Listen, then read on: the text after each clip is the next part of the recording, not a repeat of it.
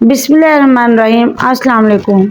سلطان صلاح الدین ایوبی، جس کا نام سن کر بڑے بڑے بادشاہ کانپ جاتے تھے، بڑے بڑے کمانڈر اور بڑے بڑے جنگجو جب یہ سنتے کہ ہمارا مقابلہ سلطان صلاح الدین ایوبی کے ساتھ ہونے والا ہے تو پہلے ہی فتح کی امید کھو دیتے، کیونکہ جس جگہ بھی سلطان صلاح الدین جاتا وہاں اس کی تلوار کی دھار ہی اس کی فتح کا اعلان کرتی۔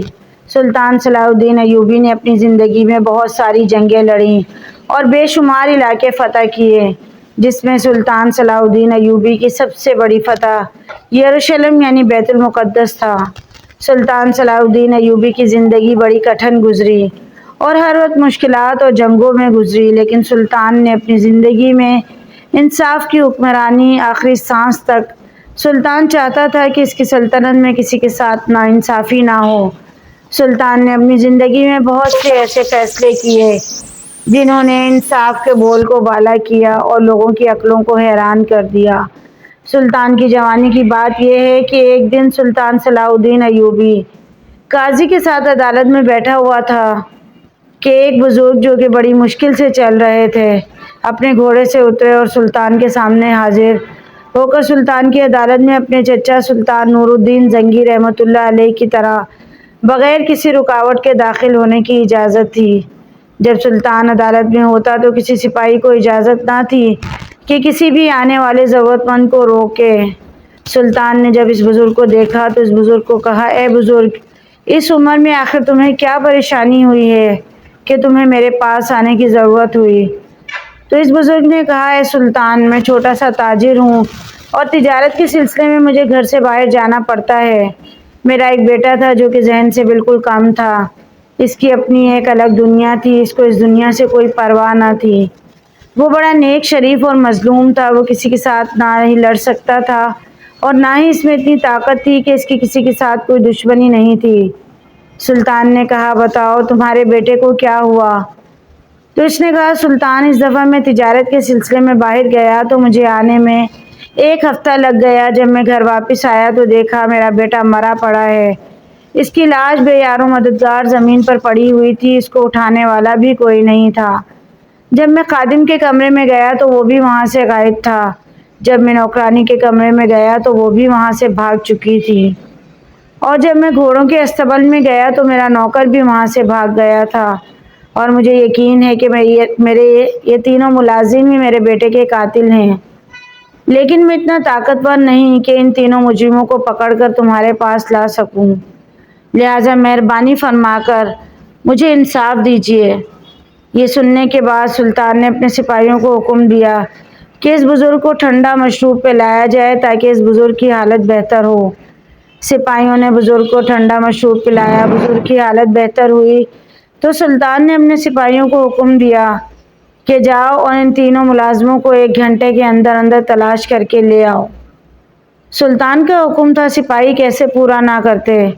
تینوں سپاہیوں نے گھوڑا دوڑایا اور 1 گھنٹے سے پہلے ان تینوں ملازموں کو پکڑ کر سلطان کے سامنے حاضر کر دیا۔ سلطان نے ان تینوں سے باری باری پوچھا کہ تم بتاؤ کہ کیا تم نے اس کے بیٹے کو قتل کیا ہے؟ تو تینوں اپنی اپنی جگہ پر اپنی بے گناہی کی گواہی دے رہے تھے۔ سلطان جانتا تھا کہ ان تینوں میں سے کوئی ایک ہی قاتل ہے، لیکن کون ہے اس بات کا پتہ لگانا پڑے گا۔ تھوڑی دیر کے بعد سلطان نے اپنے ایک خاص سپاہی کو حکم دیا اور کہا کہ جاؤ اور 3 دمبے لے کر آؤ۔ سپاہی نے سلطان کے حکم کی تعمیل کی اور 3 طاقتور دمبے لے کر آ گیا۔ سلطان نے تینوں دمبوں کو دیکھا اور ان تینوں نوکروں کو کہا کہ ایک ایک دمبا تم اپنے ساتھ لے جاؤ اور 2 ہفتے کے بعد واپس اس وقت عدالت میں حاضر ہو جانا۔ اور سلطان نے کہا کہ یہ کوئی دمبے عام دمبے نہیں بلکہ شاہی نسل کے دمبے ہیں، اور تم میں سے جو بھی قاتل ہوگا وہ دمبا اس کے ہاتھوں سے چارہ نہیں کھائے گا اور باقی 2 دمبوں سے کمزور پڑ جائے گا، کیونکہ وہ قاتل کے ہاتھ سے دمبا یہ کبھی چارہ نہیں کھاتا، اور تم میں سے کسی کا بھی دمبا کمزور ہوا وہی قاتل ہوگا۔ یہ سب دیکھ کر تمام درباری حیران ہوئے کہ یہ سلطان کیا کر رہا ہے، کیا سلطان سٹھیا گیا ہے؟ لیکن سلطان اپنی جگہ پر صحیح تھا۔ وہ بزرگ بھی واپس چلا گیا اور سلطان نے حکم دیا کہ 2 ہفتے کے بعد میری عدالت میں اسی وقت کو حاضر ہونا۔ وقت گزرتا رہا اور جب 2 ہفتے مکمل ہوئے تو دربار لگا ہوا تھا۔ سلطان عدالت میں موجود تھا، وہ بزرگ اور وہ تینوں، جن میں ایک نوکرانی، ایک ملازم اور ایک خادم، اپنے اپنے دمبے لے کر سلطان کی عدالت میں حاضر ہوئے۔ مقدمہ لگ چکا تھا، سب لوگ اس خاص مقدمے کے فیصلے کا انتظار کر رہے تھے۔ ویسے تو سلطان کے ہر مقدمے میں لوگوں کو دلچسپی ہوتی، لیکن اس میں کچھ خاص زیادہ تھی، کیونکہ سلطان نے اس میں مجرم کو پکڑنے کے لیے ایک عجیب جال بچھا رکھا تھا۔ جو لوگ بھی جانتے تھے کہ سلطان بڑی آسانی سے مجرم پکڑ لے گا اور اس کو کڑی سزا دے گا، لہٰذا دور دور سے لوگ سلطان کے مقدمے کو سننے کے لیے دربار لگ چکا تھا۔ سلطان صلاح الدین بھی موجود تھا، قاضی بھی سلطان کے ساتھ بیٹھا انتظار کر رہا تھا۔ جیسے ہی سلطان فارغ ہوا، وہ تینوں ملازم اور بزرگ حاضر ہوئے۔ سلطان نے جیسے ہی دمبوں کو دیکھا تو ان میں سے جس کا دمبا سب سے موٹا تھا، سلطان نے اپنے سپاہیوں کو حکم دیا کہ اس کو پکڑ کر زندان میں ڈال دو۔ وہ اس بزرگ کا خادم تھا جس کا دمبا سب سے موٹا تھا۔ اس نے کہا، سلطان، آپ نے تو کہا تھا جس کا دمبا سب سے کمزور ہوگا وہی قاتل ہوگا، لیکن میرا دمبا تو سب سے موٹا ہے۔ سلطان نے کہا، اے بے وقوف انسان، جانور کو کیا پتا کہ کون قاتل ہے، اس نے تو صرف اپنا پیٹ بھرنا ہے۔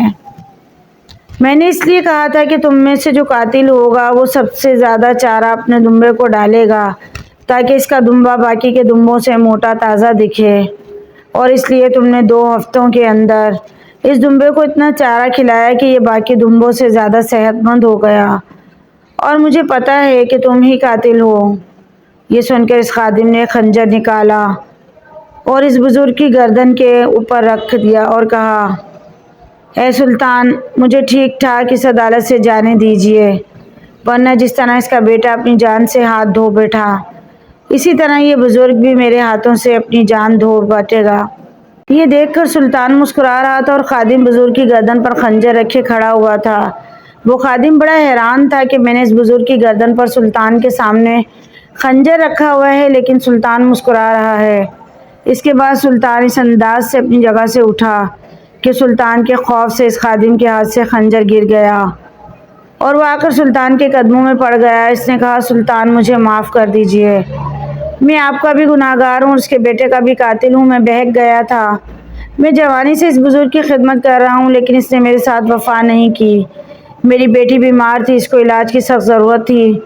میں نے بزرگ کو کہا، مجھے 1 ہفتے کی چھٹی دے دیجیے، میں اپنی بیٹی کا علاج کروانے کے لیے دوسرے شہر اسے لے جانا چاہتا ہوں، لیکن اس نے میری بات کو ایک کان سے سن کر دوسرے سے نکال دیا اور میری بیٹی بیماری میں تڑپ رہی ہے۔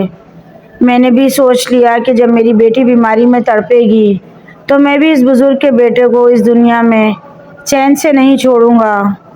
یہ سن کر سلطان نے کہا، اے بے وقوف آدمی، تم نے اتنی چھوٹی سی بات پر اس بزرگ کے معصوم اور مظلوم بیٹے کو قتل کر دیا، اور یہ نہیں سوچا کہ آخرت کے دن تو اللہ کے سامنے کیا جواب دے گا۔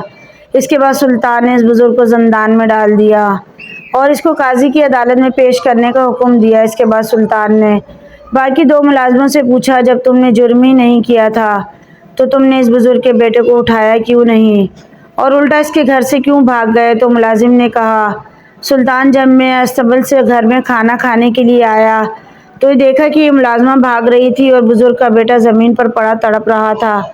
میں سمجھا ملازمہ اور اس خادم نے اس کا قتل کیا اور یہ دونوں بھاگ رہے ہیں۔